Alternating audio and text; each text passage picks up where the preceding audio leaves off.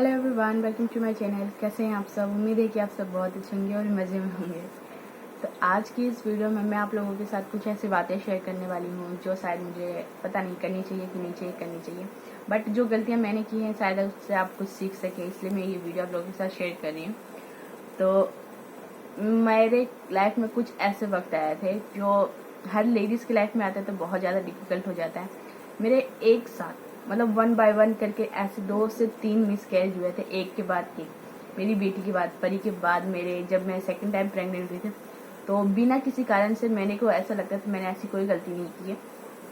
क्यों हो रहे थे कुछ समझ में नहीं आ रहा था, सारी रिपोर्ट्स बिल्कुल नॉर्मल आ रहे थे, फिर भी 1 बाय 1 करके मिसकैरेज हो ही जा रहा था। तो मैंने कौन सी गलतियां की थी जो मुझे लग रहा है कि मैंने वो गलतियां की थी, शायद इसी वजह से मेरे को मिसकैरेज 1 बाय 1 मिसकैरेज हुआ था। तो जो फर्स्ट मिसकैरेज हुआ था, मेरी बेटी 1.5 साल की थी तब मेरा फर्स्ट मिसकैरेज हुआ था। तो वो उस टाइम हमने कोई प्लानिंग नहीं की थी कि हमें बेबी चाहिए, बट ऐसे सडनली हमें पता चला कि मैं प्रेग्नेंट हूँ। तो उस टाइम मुझे था कि मुझे इस टाइम प्रेगनेंसी नहीं चाहिए थी, मुझे और थोड़ा सा टाइम चाहिए था, क्योंकि मैंने हाल ही में उस टाइम पे एक शॉप ओपन करी थी जिसका नाम था जीवी कलेक्शन, कपड़ों की शॉप है, अभी भी है वो। तो उसके काम के चक्कर में मुझे काफ़ी ज़्यादा लोड रहता था मेरे ऊपर, क्योंकि उसके लिए शॉपिंग करने जाना, जैसे दूर दूर के सफ़र होते थे, सफ़र जाना, फिर वज़न उठाना, फिर रोज़ डेली बेसिस पे आना जाना, काफ़ी सारा काम होता था उस टाइम।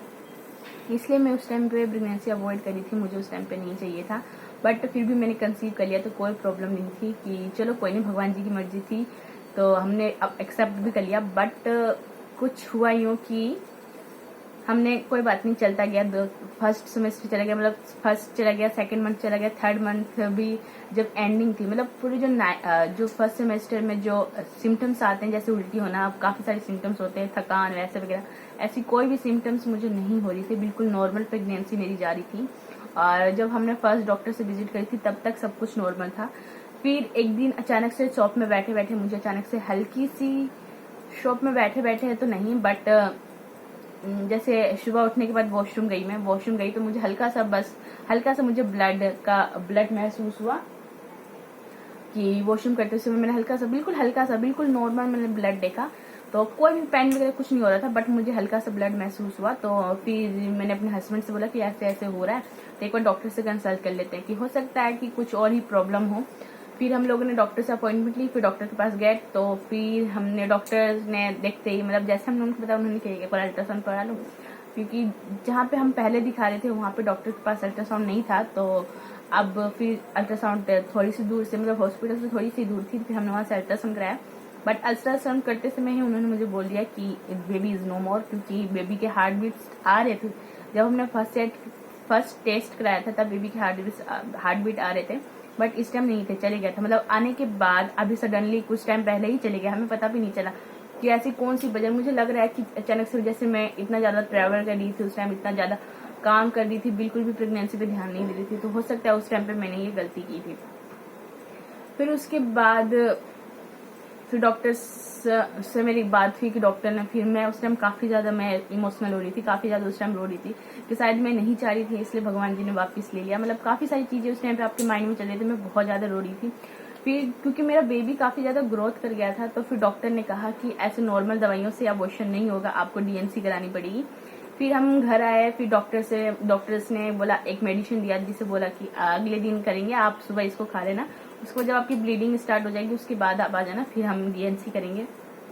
फिर अगले दिन मैंने आके मेडिसिन खा लिया, और रात भर, मतलब बहुत ज़्यादा था वो टाइम, बहुत ज़्यादा डिफिकल्ट चल रहा था उस टाइम। फिर एक तो अंदर ही अंदर गिल्ट हो रहा था कि शायद मुझे नहीं चाहिए था ना, इसलिए भगवान जी ने ऐसा किया, क्योंकि काफ़ी सारे उस टाइम पे माइंड में चल रही थी। फिर डॉक्टर से मेरी जो दवाई नहीं थी वो सुबह मैंने खा ली, उसके 3 से 4 घंटे बाद मुझे काफ़ी ज़्यादा हैवी ब्लीडिंग स्टार्ट होगी, क्लॉथ स्टार्ट हो गया, और बच्चे के जैसे छोटे छोटे जो पीसेज आते हैं ना, कट, मतलब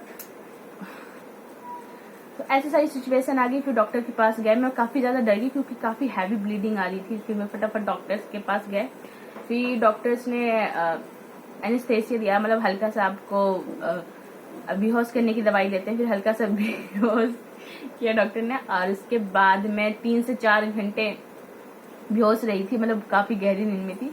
फिर 3-4 घंटे बाद मैं घर आई थी, और उस डीएनसी में ऐसा कुछ नहीं होता, बिल्कुल भी आपको पेन महसूस नहीं होता, बिल्कुल नॉर्मल होता है। अगर बाई चांस कभी आपके भगवान ना करे बट आपको कराना पड़े तो बिल्कुल भी टेंशन लेने वाली बात नहीं है। डीएनसी बिल्कुल नॉर्मल होती है और उसमें आपको दर्द बिल्कुल भी महसूस नहीं होता। मुझे बिल्कुल महसूस नहीं हो, डीएनसी होने के बाद भी बिल्कुल नॉर्मल था मेरा, बस थोड़ी सी वीकनेस आ रही थी और ऐसा कुछ नहीं था, बिल्कुल मतलब कोई पेन वेन कुछ नहीं हो रहा था। बस ऐसे एक साइड में, लेफ्ट साइड में, जिस साइड में बेबी था मेरा, उस साइड में मुझे हल्का हल्का सा पेन महसूस हो रहा था, बिल्कुल हल्का पेन महसूस हो रहा था। और उसके बाद बस डीएनसी के नुकसान यही कि डीएनसी के होने के बाद मेरा वजन बहुत तेजी से बढ़ने लग गया और काफी सारी जैसे थायराइड वगैरह ऐसी कुछ छोटी मोटी बीमारियां आपके शरीर में बहुत जल्दी पकड़ लेती हैं और हमेशा मेरे लेफ्ट साइड में हल्का हल्का पेन बना रहता है। इन्फेक्शन मुझे बहुत जल्दी होता है डीएनसी की वजह से, मुझे जहाँ तक ऐसा लगता है। और उसके बाद सेकेंड मिसकैरेज मेरा हुआ था। फिर मैंने उस टाइम पे कहा कि कोई बात नहीं, फिर हम नहीं किया उस टाइम पे। फिर हमने 8-9 महीने बाद फिर हमने माइंड में उस चीज चल ही रही थी कि हाय मैंने ऐसा कुछ किया था, मतलब वो बात बार बार माइंड में आ रही थी। तो फिर हमने प्रेगनेंसी प्लान की, फिर मैंने कंसीव किया। फिर उसके बाद उस टाइम जैसे आप कंसीव करना चाहते हो कि हाँ मैं प्रेग्नेंट होना है, मुझे प्रेगनेंसी चाहिए, तो आप काफी ज्यादा एक्साइटेड हो जाती है कि फिर मुझे मतलब जो डेट आती उस डेट तक कभी इंतजार नहीं था, मैं काफी ज्यादा एक्साइटेड थी। तो मतलब जिस दिन मेरा डेट आने वाला था उससे 3-4 दिन मैंने पहले ही प्रेगनेंसी टेस्ट कर लिया। तो शाम के जैसे मैं किट लेके आई, शॉप पे जा ही नहीं थी उस टाइम, बट मैंने कम कर दिया था, जैसे 2 से 3 घंटे जाती थी जिस टाइम मुझे जरूरत होता था उस टाइम। और उसके बाद घर आई, फिर आके मुझे इतना भी मतलब वो नहीं हुआ, इंतजार नहीं हुआ कि मैं सुबह करूंगी, सुबह का रिजल्ट अच्छा होता है। फिर मैंने प्रेगनेंसी टेस्ट किया तो फिर नेगेटिव आया, बट फिर माइंड में एक डाउट आ गया कि नहीं सुबह के टाइम करना चाहिए था, मैंने शाम के टाइम किया। फिर अगले दिन गए, फिर एक किट लेके आई, फिर अगले दिन मैंने सुबह देखा तो वो बिल्कुल पॉजिटिव था।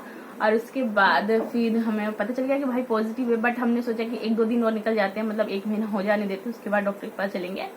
फिर कुछ दिन बाद पता ही नहीं चला कि क्या हुआ, अचानक से मेरे ब्लीडिंग स्टार्ट हो गई, काफी ज्यादा हैवी ब्लीडिंग होने लगी और क्लॉथ स्टार्ट हो जाते हैं। अगर प्रेगनेंसी में आपके क्लॉथ आते हैं, मतलब थक के आते हैं, तो बहुत ज्यादा इस टाइम सीरियस बात होती है। तो इस टाइप ऐसी चीजों का आप इग्नोर मत कीजिए, आप तुरंत अपने डॉक्टर से कंसल्ट कीजिए। फिर मिसकैरेज हो गया अपने आप। फिर 1 महीने की बेबी थी तो फिर उतना सीरियसली नहीं लिया, फिर डॉक्टर के पास गए और उसके बाद डॉक्टर ने एक बार वो अल्ट्रासाउंड करने के लिए कहा, क्योंकि कई बार जो बच्चे की जो पार्ट्स होते हैं वो आपके बॉडी में ही रह जाते हैं, जिसकी वजह से इन्फेक्शन वगैरह का चांसेस रहता है।